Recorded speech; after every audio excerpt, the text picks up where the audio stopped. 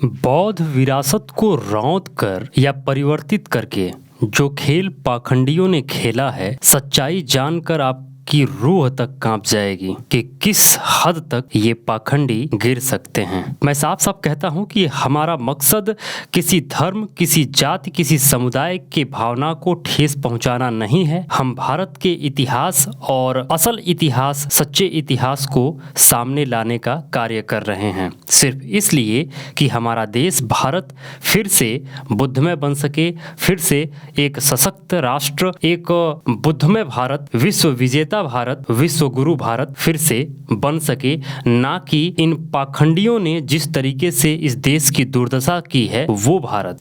तो ये घटना है, ये पर्दाफाश हम कर रहे हैं। एशिया का एक प्रसिद्ध मेला लगता है सोनपुर बिहार में, आप नाम सुने होंगे। सोनपुर बिहार में एक मेला लगता है। यह मेला सोनपुर जिले में गंडक नदी के किनारे हरिहर नाथ मंदिर जो है ना, उसके बगल में लगता है। इस मंदिर में मुख्य मूर्ति और गर्भगृह में रखी हुई ये मूर्ति जो मैं आपको दिखा रहा हूँ, यह दोनों की दोनों मूर्तियाँ बुद्धिज्म की हैं, बुद्ध धम्म की हैं। जरा गौर से देखिए इन मूर्तियों को। बीच में खुरदरा स्तंभ लगा है जिसे वर्तमान में शिवलिंग नाम दिया गया है। ठीक उसके सामने पालकालीन बनी काले रंग की पत्थर की मूर्ति है। ये जो मूर्ति आप देख पा रहे हैं, यह पालकालीन बुद्धिज्म की मूर्ति है जिसे विष्णु नाम दिया गया है। और जस्ट उसके बगल में आप देखेंगे तो सफ़ेद संगमरमर से बना हुआ एक वर्तमान काल का बना हुआ एक गणेश का मूर्ति आपको नजर आ रहा होगा। अब सवाल ये पैदा होता है कि पालकालीन इस मूर्ति का नाम इन लोगों को, इन पाखंडियों को कहाँ से पता चला और इसको इन्होंने कब कैसे विष्णु घोषित कर दिया, जबकि उसके आसपास या मूर्ति पर कहीं भी लिखित नहीं है या कहीं भी ऐसे संबोधन नहीं है, ऐसे चिन्ह नहीं है कि वह विष्णु की मूर्ति है। जबकि सभी संबोधन और सभी प्रतीक यह इंडिकेट करते हैं कि यह बुद्धिज्म की मूर्ति है, यह चक्रपाणी बोधिसत्व की मूर्ति है। मैं एक बार फिर कहता हूँ कि यह मूर्ति साफ तौर पर चक्रपाणी बोधिसत्व की मूर्ति है जो पाल काल में बनाई गई है। दूसरी सबसे बड़ी बात यह है कि शैव पंथ का शिवलिंग और गणेश जी और वैष्णव पंथ का मूर्ति एक साथ कैसे?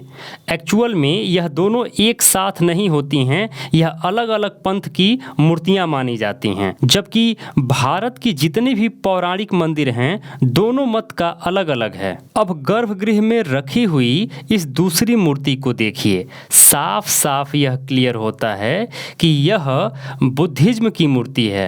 बुद्धिज्म की जो शाखा थी वज्रयान, यह वज्रयान आर्य सांघिक संघ की एक मूर्ति है। जो यह मूर्ति आप देख पा रहे हैं, यह मूर्ति वज्रपाणी बोधिसत्व की है। मैं एक बार फिर कहता हूं, यह मूर्ति साफ तौर पे वज्रपाणी बोधिसत्व की है। इस मूर्ति के शीर्ष पर जब आप देखेंगे तो वज्रयान में जो त्रिरत्न का सिंबल प्रतीक चिन्ह बनता था, इस प्रतीक चिन्ह को आप शीर्ष पर देख पा रहे होंगे। यह प्रतीक चिन्ह सिर्फ बुद्ध धम्म के वज्रयान शाखा के आर्य सांघिक संघ का सिंबल है। तो जहाँ जहाँ यह सिंबल आप देख पाएंगे, प्रतीक चिन्ह यह देख पाएंगे, आप कंफर्म कर सकते हैं कि यह वज्रयान शाखा का मूर्ति है या प्रतीक चिन्ह है या धरोहर है। तो आप देखिए कि किस तरीके से बुद्धिज्म को रौंद कर और एक इतना बड़ा पाखंड का केंद्र बना दिया गया कि दूर दूर से लोग यहाँ अपनी मन्नत मांगने और अपने इन बोधिसत्वों की मूर्तियों को शंकर मानकर पूजा करने चले आते हैं और अपनी मनौती और मन्नत मांगते रहते हैं। कोई ये नहीं सोचता कि एक्चुअल में यह जो स्तंभ है, यह एक्चुअल में शिवलिंग है या नहीं है, यह जो मूर्ति है यह शिव की है या नहीं है, यह जो बाकी मूर्ति है यह विष्णु की है या नहीं है।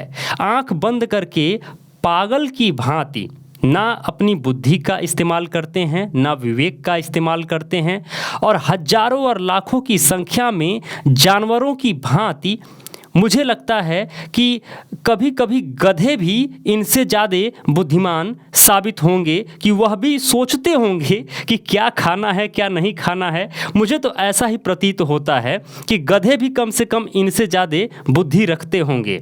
यह बोधिसत्वों की मूर्ति को शंकर समझकर, विष्णु समझकर पूजा पाठ किए जाते हैं और एक बार भी जानने का कोशिश नहीं करते हैं कि एक्चुअल में यह किनकी मूर्ति है। मेरे मित्रों, मैं भारत देश के लिए, बुद्धमय भारत के लिए, अखंड भारत के लिए निरंतर इसी तरीके से प्रयास कर रहा हूं। मैं अपने हिस्से का काम कर रहा हूं, पर ये बताइए क्या आप अपने हिस्से का काम कर रहे हैं?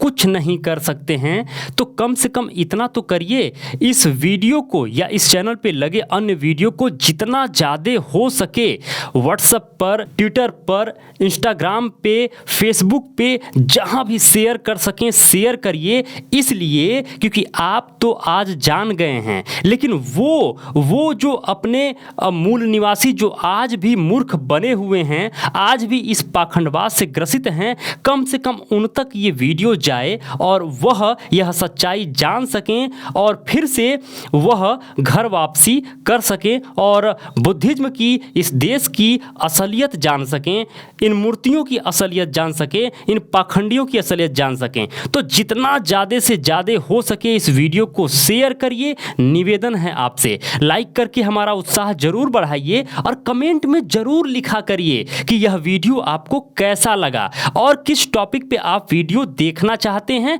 या आपके क्षेत्र में ऐसा कौन सा मंदिर है जहां पे आपको लगता है कि यह मूर्ति बुद्धिज्म की है। तो आप नीचे कमेंट में जरूर लिखिए, हम वहां का वीडियो या न्यूज़ जरूर कवर करवाएंगे। और यदि आप चाहते हैं कि निरंतर हम इसी प्रकार जन जागरूकता का अभियान चलाते रहें तो मेरे मित्रों, हमें डोनेशंस की जरूरत होती है निरंतर चलने के लिए, पूरी टीम को संचालित करने के लिए। तो स्क्रीन पे लगा हुआ स्कैनर स्कैन करके प्लीज हमें डोनेशन जरूर करें। आगे बढ़ने से पहले मैं परिचित करा दूं, सेहॉक इंडस्ट्री या सेहॉक नाम की जो कंपनी है, यह बौद्धिस्ट लोगों की कंपनी है। यह कंपनी जो भी प्रॉफिट कमाती है उसका 50% बुद्धिज्म के विकास के लिए खर्च कर देती है।